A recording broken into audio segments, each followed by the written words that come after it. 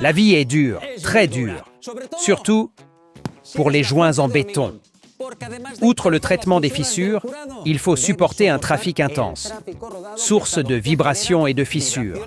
Et avec autant de trafic, des fissures et des cassures finissent par apparaître, qui, si elles ne sont pas réparées à temps, finissent par casser les roues des chariots élévateurs ou provoquer des blessures au dos des opérateurs.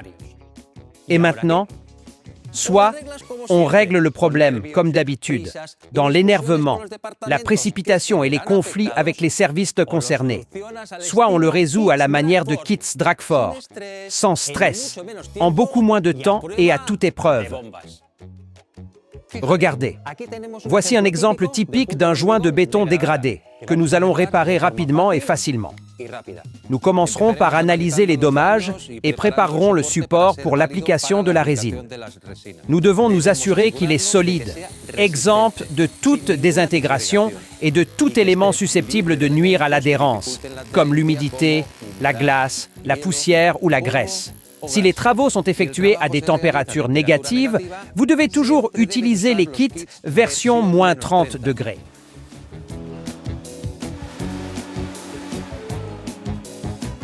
Dans certains cas, un après est conseillé, mais dans ce cas, nous utiliserons directement le mortier RepKit FH. Pour un résultat optimal, il est essentiel de respecter les quantités indiquées et l'ordre d'ajout de chaque produit. De plus, dans ce cas, nous ajouterons du Ariel pour lui donner la couleur du sol actuel. Une fois bien mélangé, on peut l'étaler jusqu'à ce qu'il remplisse le joint et lui donne une finition parfaite. Toujours dans le style Keith Dragford, organisé et sans stress.